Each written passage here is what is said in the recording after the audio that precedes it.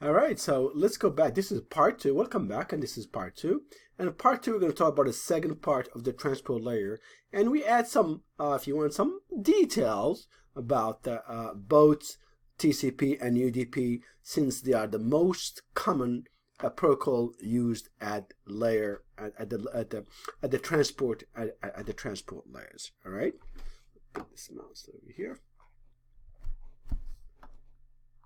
All right, so here we're looking at TCP. They're gonna show an example of a group of computers using TCP and how they communicate. I will identify them first. So we have a request destination. We have a client over here, two clients over here.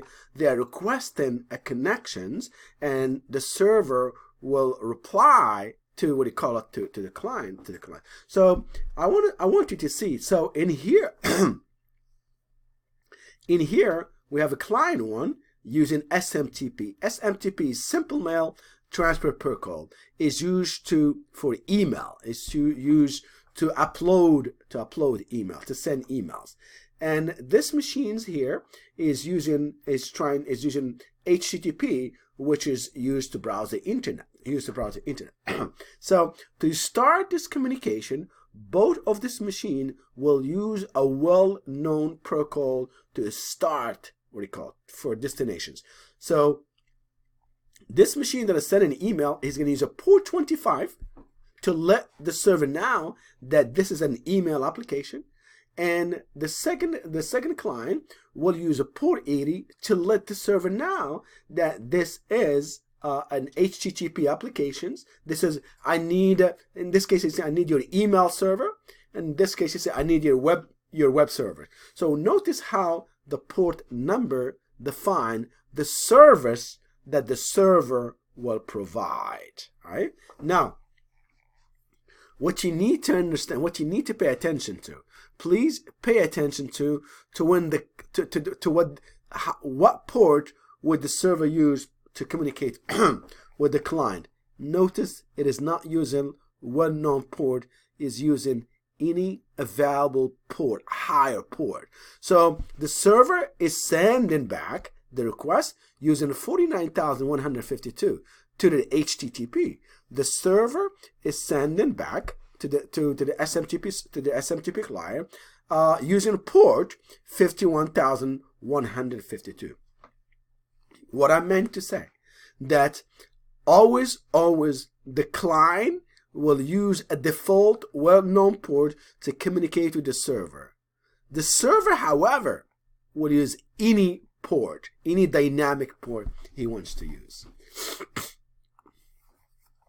All right, TCP server here. With a little bit more details. They're saying that the server is I already explained it. The client use a port 80, and the server is returning the call using the response using different port. All right. Next thing down here, I want you to see. They want you to understand how TCP handshake connection work. It's very important. Both hackers and cybersecurity experts need to understand this concept from security perspective, and I explain to you why. All right, you have two computers. You have computer A trying to talk to computer B. The first thing that a computer A is going to do, he's going to send a SYN. Hello, I want to talk to you. Step number one. Hello, I want to talk to you. Now, what B does, B sends an acknowledgement, all right? And they say, hello, I'm here. You can talk to me. Now watch how machine A sends a sequence number, 100, and control, and a SYN. Server B will send a sequence number of 300 and an acknowledgement of 101. All right, so you can see that this number, sequence and acknowledgement, will change. Will keep changing between between the client. Finally, the A will send the client an acknowledgement. Say, okay, we're ready to start. I'm going to repeat it again before I move on. You have PC A, computer A, want to talk with the computer B. the first step in TCP communication is the handshake. A will send a request. Hello, I want to talk to you. This is known as SYN. The computer B will hear that request and send his reply, say an acknowledgement, say SYN ACK, I am acknowledging your SYN. Go ahead. And then finally, the computer A will send and say, okay, we're about to start. And as soon as this finished, communication, it's going to start. I want you to understand that, although it's a little bit early in your career. Once TCP handshake is finished, both A and B are fully aware of each other. In other words, this guy knows this guy by IP and by name. All right. So as a result, space in memory, computer A will reserve space in memory for this communication, and computer B will do the same. This is something that hackers, they never want to do. They never want to finish TCP handshaking, because if they finish TCP handshaking, the server that they connect to, he knows who are they and where they are and what the application. So a lot of times there is an attack known as SYN flood attack. In SYN flood attack, what happened, that an attacker will flood, we keep sending SYN, millions of SYNs to the server, and the server will reserve space in memory for every single request. As a result, the server will experience a denial of service attack. All right, this is known as denial of service attack.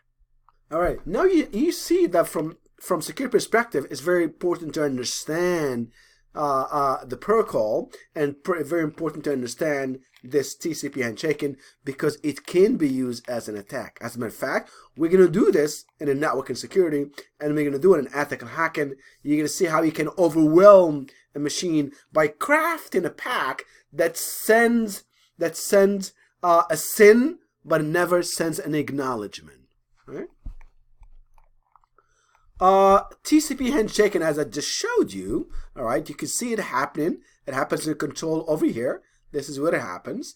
And they say that there are bits that can be identified over here. And right here, they're all here. All right. So a server can answer, a packet can go using URG right here, control bit. URG means urgent. Means once you receive this packet, please process it as soon as possible. Do not put it in the queue. It can't wait. And then there's an acknowledgement. Please acknowledge that you received this. And then there is a push. And then there's a reset. Reset means when the users want to reset the connections. All right? When the user reset the connections. Like when you refresh the connections in your browser. And there is a SYN. It's requesting SYN, it's requesting a connection. And then there's a FIN. FIN when the connection is done. Like when you guys are browsing certain website and then you click on the X and you close. Your machine will use TCP. TCP will send a FIN to let the server know that it is done, that the server has disconnected, the client is disconnected, and he does not need no more information from you.